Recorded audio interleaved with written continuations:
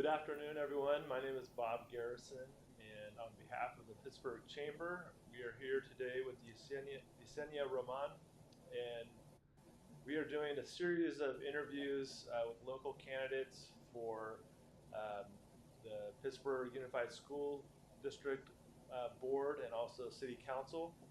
And today we're pleased to have Yesenia with us. Yesenia, Bluetooth mode. why don't you give us introduction to yourself and let us know a little bit about your background and upbringing and your connection to Pittsburgh.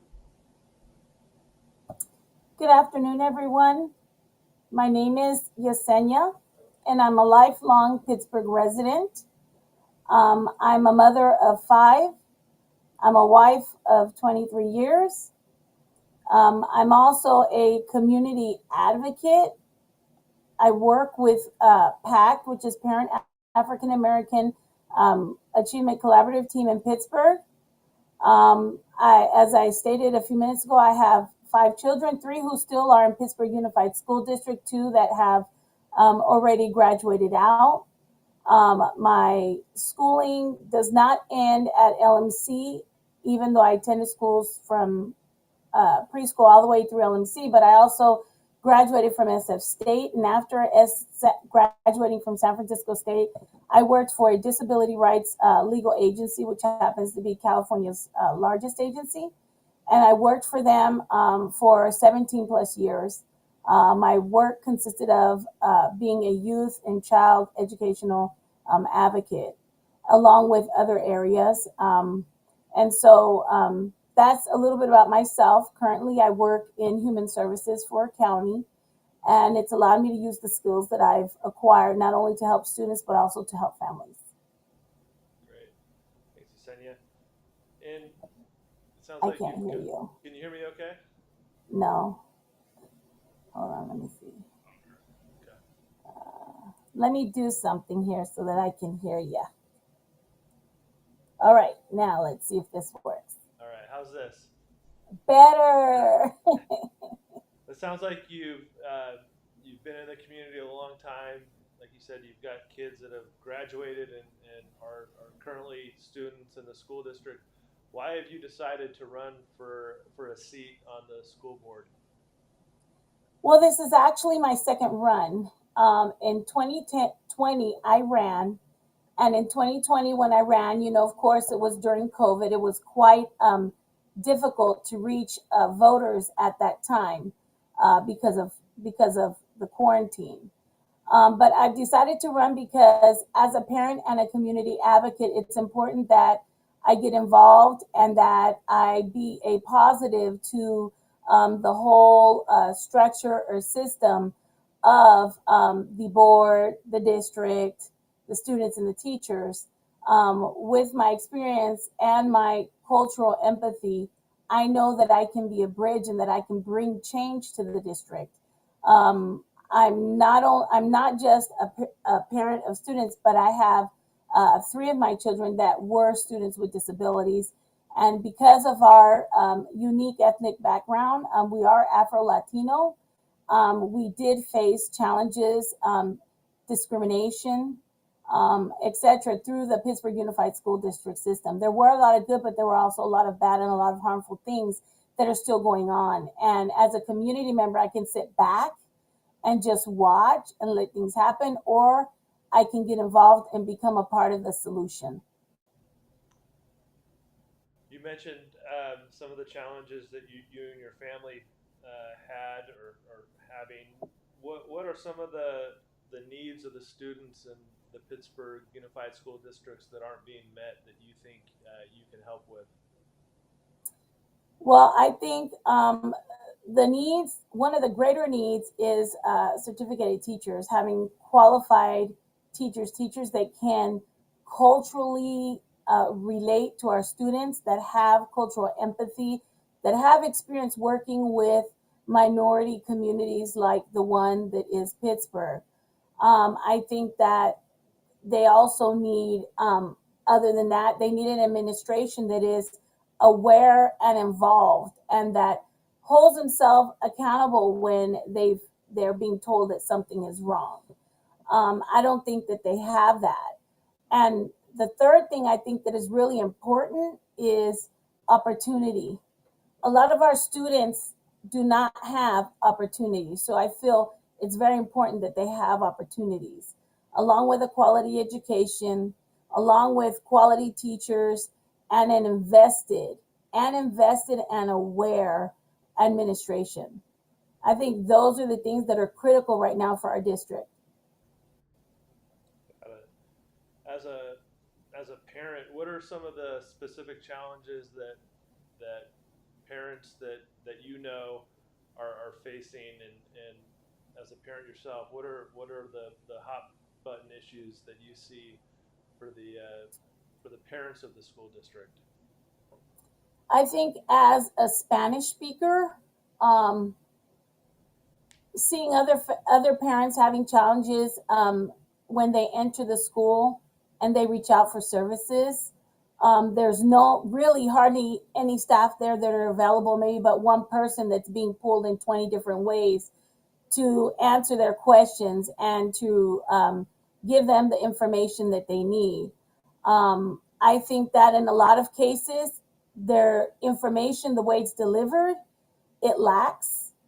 Parents don't get all the information that they need. I think that as a parent, it's like you're lucky if you get a good teacher that's involved, that cares, and that's willing to work with you. I don't think that we have that. As a woman that's Afro Latina, I think that um, parents who are African American face challenges because of prejudice. We all have prejudice, but the prejudice that they experience, especially being here, this hometown, and with something so important as their child's education, I think it's a challenge that parents have. If we looked at the public school system as a business, they would get a very low rating in customer service. Now, I don't want to generalize and say all, but for the most part, there is a lack. It's lacking in on all sides, and it's difficult for parents to navigate to the extent that a lot of them have tuned out. They prefer to just give up and try other avenues or creative avenues for help versus going to the school district. I think another challenge is not being heard. Um, and so it's very challenging and not being kept up to date when it matters about their child. So I read somewhere that students in Pittsburgh are um, are testing at about 30 to 40% of grade level competency. Um, what do you think needs to change so that our students are testing at grade level and making sure that they're on the right track to be able to succeed once they get out of the school district? I think a quality education is what they need to succeed. When it comes to reading and writing, reading basics need to be focused on and pushed throughout school, throughout their whole academic career. I don't think that it's pushed enough. I think that ways to engage students in reading is important. I'm a big advocate of ethnic studies because I know what it did to change my life. I have a 15-year-old right now who enrolled in ethnic studies at the high school, and he was a student that was basically written off by the administration of Pittsburgh High School. And he is just thriving. I've never seen him interested in anything such a other than seeing himself now and what he's learning through ethnic studies. Um, I think that it's important for students to have that quality education that they need. I think if they have the quality education that will help them with reading, also writing. I think if we want our students to succeed in college, we have to start with the writing, pushing a lot of writing earlier on and not waiting until high school. I know that in junior high they write, but not to the extent that they could write. I know that we're dealing with a generation of students that are used to technology They talk in as if they're texting, and they write as if they're texting. But I think it's important to push the written form, because if there's anything that I've learned, having a son with learning differences who recently graduated from a University of California school, and a daughter who's a third year president's list student at San Jose State University, she too has learning differences. If there's anything that was clear to me, is that the writing is super important. Math. With our math in our schools, I noticed that far too many times the students have not even grasped the concept, and the teacher's already moving on to the next concept. And I understand they have so many topics that they have to hit within so little time, I could say. But it's important to ensure that all students grasp the math. If they don't grasp the math, it's going to be difficult for them to succeed when it gets to college and just life in general. You think of a trade exam or an exam to take to go to join a union. You have to know how to read and write and do math. If you were to take a contractor's licensing test to become have your own business, gardening, whatever it may be that you're going to do, you have to be able to read and you have to be able to do math, because a lot of those tests require reading and math. The same if you were to go work at a business, for example, Burlington Co Factory, they give a math test before people are hired. And so there's a lot of skills that kids do acquire from writing, reading, and math that are very, very much needed. A lot of our students, when they do go on to four-year universities, they're in remedial classes. So remedial classes are classes that they have to take to get up to par or to improve their skills, to be able to be at that of the standard of the university. Well, years ago, LMC offered remedial classes. They're no longer doing that. The support is being offered inside the classroom, but then I begin to wonder, so how much time will be spent on support when you're supposed to be actually learning the skills in that class? You're already behind. And the majority of our students, a great deal, I should say, when they do move on to universities and they have to take remedial classes, they give up and they drop out and they don't go back. And that is alarming to me, because all of the time it takes to be accepted to a college in terms of the college geared programs, money, community service, all those things. And then when you do get to college, you have to spend more time there, which is more money, just to catch up to be equivalent to that of your peers in the classroom. And our kids, they end up going off to these colleges and realizing that they've been duped. They haven't been well prepared for what it is that they're facing. And mind you, I have two kids that have already gone through this, and I have been interviewing students since 2017 to figure out what is it, why, what can we do as a community to improve the education for our children. I heard you mention learning differences, and Mhm. what do you think Pittsburgh can do to help those kids that have learning differences, or any sort of disability? What is Pittsburgh doing? The city, the school district doing for those kids, and what can be done better to better serve them? I think the most important thing is looking at each child individually. Education is an individualized um, concept. It's an individualized thing for um, it's an individualized thing for each student.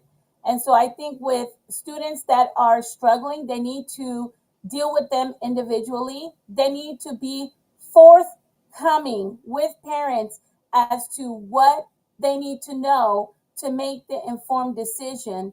They may need to make them a part of the process. They need to stop waiting until kids are so far gone in failing and getting behind that it's it's going to take a lot to get them to catch up, and I think that the other piece that they need to do is looking at the child and stop nickeling and diming their education. I understand it's money, but you know what, it's very dehumanizing. Every child is given an ID number, and anytime they're going to refer to the child, is what's your ID number, And for me, it's and even the labeling piece. I've heard labeling mentioned. Our kids are not canned food that you can put on a shelf in a cupboard. They're people. They have needs. You're there, and you're supposed to provide that need. You're responsible for their education just as much as the parent is. So you need to look at each child, work with the parents, work with the professionals who do the testing, such as psychologists, pediatricians, doctors. I know most pediatricians don't come to IEP or 504 meetings, but work with the parents. If the child is old enough, I say maybe high school, to give an opinion, ask them what works best for you. This is what we need to do. How can we make this work? That's why it's called a team, a special education team, an IEP team. And everybody put their best effort forward to support the student in succeeding. An IEP plan or 504 and the services that a child receives to support them in their education when they are having a challenging time is valuable, and it reaches success when it's done correctly. When you're trying to shortcut corners, when you're blowing timelines, such as evaluations that should be done within a year and they're not, when you have people that really, your child doesn't see their caseworker the whole year, and here they are popping up at the end of the school year in a meeting, and then they're trying to tell you how great your child is, but they're not really understanding or even aware of what your child's challenges and struggles are. It's quite difficult, and it's alarming. And this is something as valuable, as precious as a child, as someone who we're supposed to be forming to be a independent, successful, and community partner in the future. Every child is a wealth of value, and it's something that we need to ensure that they are receiving the education that they need. And one more thing, if I may say, there's child find. The district has a responsibility to find those children, to locate them if they need services, and begin the assessment process. And if they don't, then shame on them, right? We all make mistakes. If you realize that a child is struggling, don't wait until it's too late. Reach out to the parent, talk to the parent, inform the parent of what their options are, what their educational rights are for their child, and work together. Let them make an informed decision and move forward. I saw on your Facebook page you posted a picture of two little girls in I think it was in Arkansas in 1938. It was a home ec Yeah. class, and it made me think about the our generation of kids. What do you think are the most important skills that kids in school today need to develop to be successful for the future and be competitive in the world that they face? I think that they need to have independent living skills, such as, like you saw in the picture on my Facebook post, home economics. You can't go, you're never going wrong when you teach a child self sufficiency or skills to be independent, like cooking. We used to cook. When I was in high school at Pittsburg High School, we cooked for the snack bar, and it was amazing. We even got to have lunch every now and then of what we cooked. But we knew how to cook. We knew kitchen safety. We knew how to handle meat. We knew how to use a stove. I mean, all of those things, we learned them. I remember some time ago, they even had, sewing classes, where you learn how to hem your pants, stitch a button, do things like that. But if we're thinking more along the lines today, I think balancing up a checkbook, understanding how your bank account works, understanding how loans work.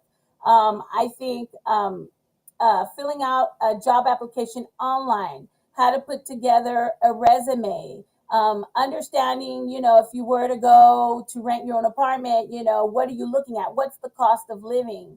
My kids didn't understand until they had to do, my two older children, until they were an avid, I believe, or I want to say it was a civic class, but they had to budget for a month, and they were given certain things that they had to cover in that income. And so I literally let my children see my pay stub, and I let them see, how much do I pay for you to go to the dentist? How much do I pay for you to go to the doctor when you're not feeling well? What's retirement? What, retirement? You're talking about retirement? You know, how much taxes are taken out of your check? And after everything's deducted out of your check, how much do you bring home? And I showed them receipts, how much we spend when we go out to eat as a family, because we're seven. We're an entourage, if I shall say. How much do we spend grocery shopping? I showed them the PG&E bill, water bill, so that they can see how all these things impact. And then I added in a twist. How much, what kind of car do you like? How much is your car payment, insurance, gas, all of those things? It's something that all of our kids need to know. I think social media, TV itself, all of these people that they see, or characters or personalities portraying quick money, easy living, no education. It's like, it's a fantasy. I do think that you do need some kind of education. If it's not a college education, you should have some type of training in like a trade, or maybe training in business management and start your own business. I mean, there's a lot of things that our kids do need to learn. The other thing I think with independent living now, and most kids driving and having cars because parents want their kids to be independent younger, is car safety, car maintenance, changing a tire, checking the oil, all of those things, putting gas into a car. Some of those things are things that as parents we teach our kids, but it's important that they have those life skills. And many of our kids do not. You mentioned the trades, and one of the things I've been thinking about is the push. Um, it seems to make sure that every kid goes to college, and we know that every kid, there's a lot of kids that, college isn't for them. How do we make sure that those kids don't fall through the cracks, and that there's alternatives to college for those kids that want to do something else? So in my research, many districts have resulted to beginning the career exploration or college exploration phase as early as seventh grade for students. And what happens is that they put them on. They already know what the student wants to do, and as a mom, I I told my kids, do what makes you happy. Don't do things because maybe you think we have an expectation for you. But do what makes you happy, because if you're doing what makes you happy, it doesn't feel like work. And you will be able to build your career that way. And so, as early as seventh grade, counseling, we have guidance counselors who, in my opinion, have become paper pushers because of all the meetings and things they have to go to.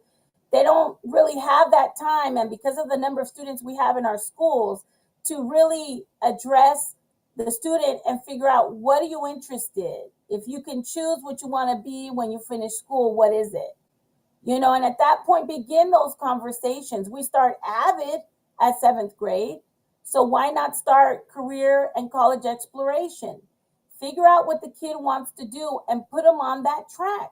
Make sure that when the counselor is meeting with the student and the parents, because the parents need to be a part of this, that they're ensuring that that student is receiving all the support and guidance that they need, and that they are on track for whatever it is they want to do. College was amazing for me. College has been amazing for my two children, but college is not for everyone. God didn't say, let's take all these people, everybody's going to be a lawyer. He didn't say that. I believe every kid has a mission here on earth, and they should do what they love. And if you're doing what you love, it's going to be your niche. Trades are a great option. My husband's a welder, and he actually went to a trade high school in Puerto Rico. And that was his saving grace. Out of one of the, he would lived in one of the barrios in one of the poorest areas of Puerto Rico, which right now is without electricity and water, and a lot of it is flooded, and people have lost everything as if it were Hurricane Maria. I just threw that in there. But yes, my kids know how important the trades are and what you can do with the trade. Machinists make great money right now. Electricians, plumbers, all of those trades, and they can work for a union. They can go start their own business and create jobs for other people. College isn't for everyone. And what I encourage parents to do is to listen to their child. But you do also have to expose your child. In 2020, I did a presentation on a trade fair and the trades in our district being introduced as early as elementary school, and exposing kids to what those occupations are. What do they do? And in that case, letting kids just show you and tell you what it is that they're interested in. If you're doing what you love, the money's going to come. Because if you ask a kid right now, they're going to say, oh, I want six figures. I want my $40 an hour. They're just coming up with all these numbers. But in reality, what's going to make you happy? More money, more problems is what they say. But what's going to make you happy? What are you going to love doing that it's going to give you the same enthusiasm every day when you get up? It's going to be your motivation. You're going to find ways to reinvent it with, new concepts and things. And it's the kid doing what they want. If it's electrical, mechanic, welder.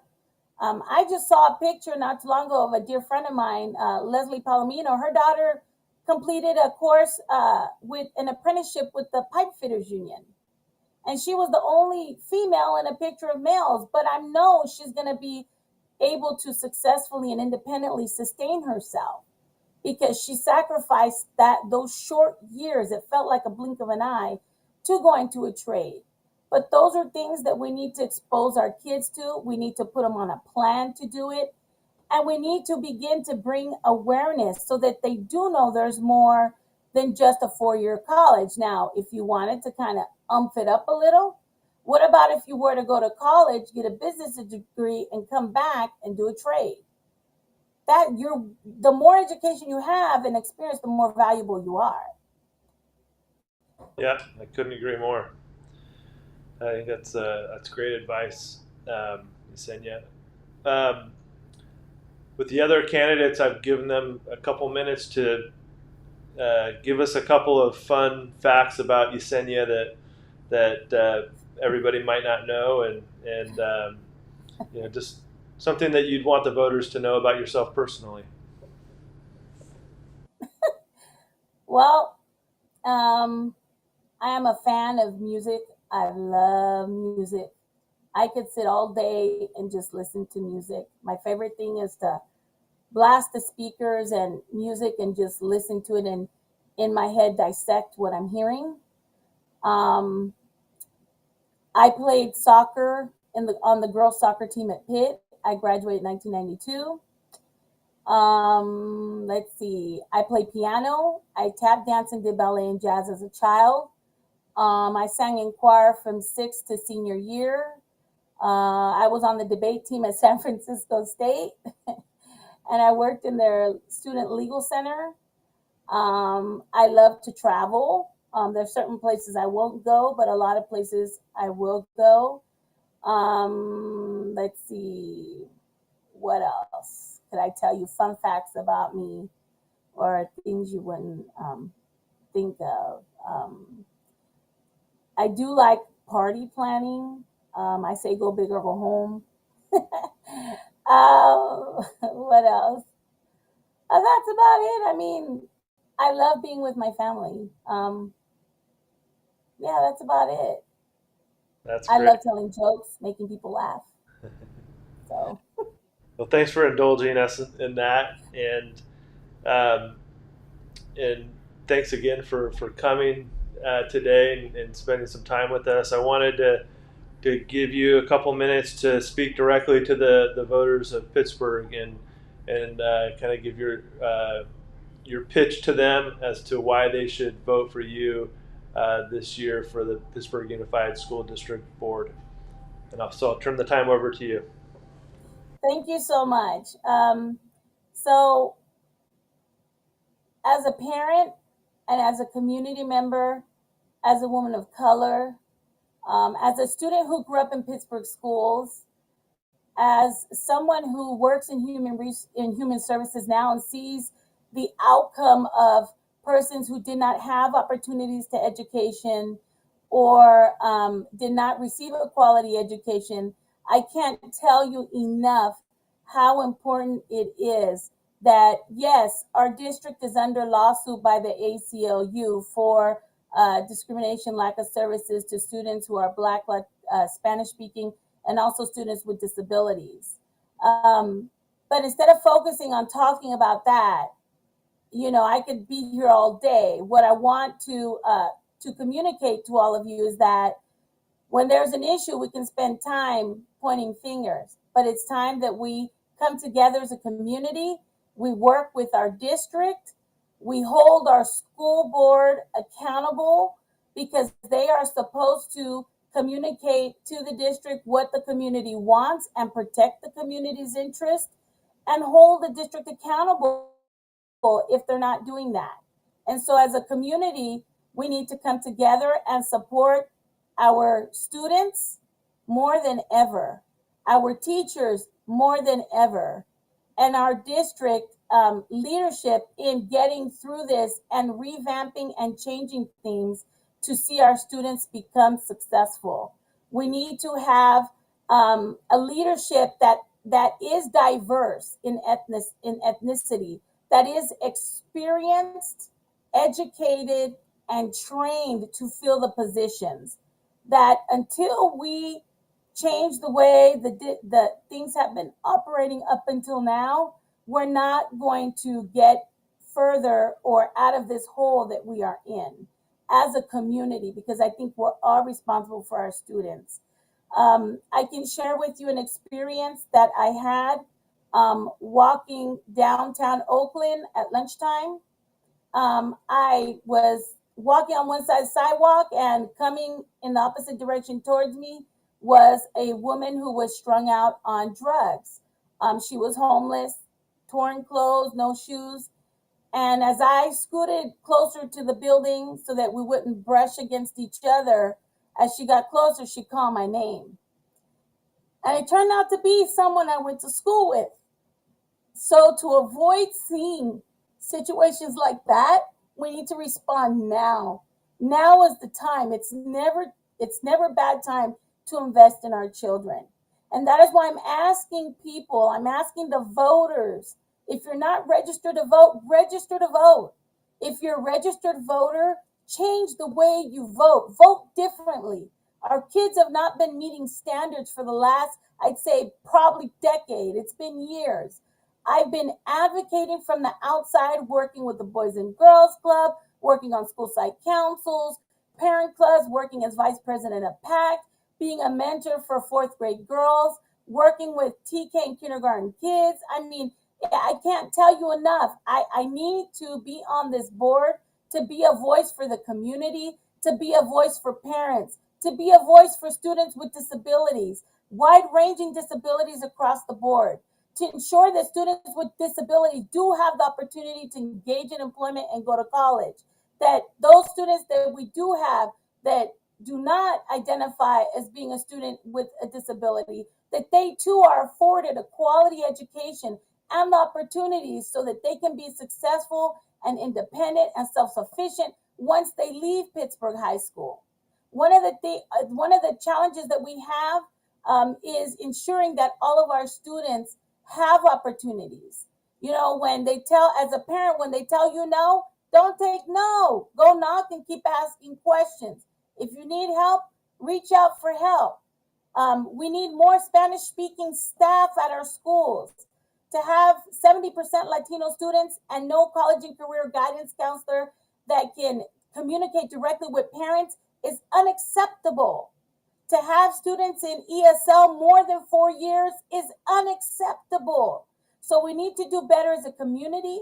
We need to support our school community, and we need to work together to ensure that our students are successful. And I appreciate your time.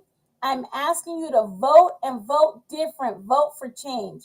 I'm the only grassroots candidate in this race, and I'm asking for your vote. I'm a wealth of information that can make a difference. I'm open to the community. I'm a good listener.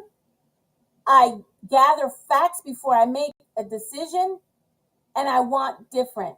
My kids are going to be here for a while. I ain't going nowhere. So please vote Yesenia Roman when your ballots come home on October 10th. Vote Yesenia Roman.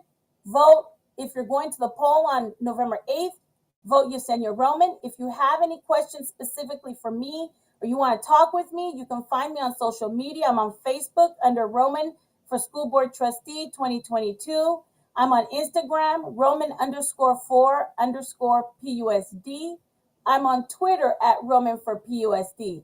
If you want to donate to my cause, because I am grassroots and I am beginning a movement with this campaign, go to Fund Hero and look up Roman for PUSD Board Trustee 2022 and donate. No donation is too small and no donation is too big. I appreciate your time and looking at this interview, and I hope that you will consider voting for me when you do get your ballot and you do vote. Thank you. Great. Thanks, Yesenia, for your time and your passion and your willingness to serve. And on behalf of the chamber, we'll conclude this interview and wish you the best of luck come November. Thank you to Mr. Krosky for this forum. Thank you to you, Mr. Garrison, for taking the time to interview me. And I will see you around. And All I'll right. see Mr. Krosky around. And I wish everyone a great day. Thank you so much. Thank you.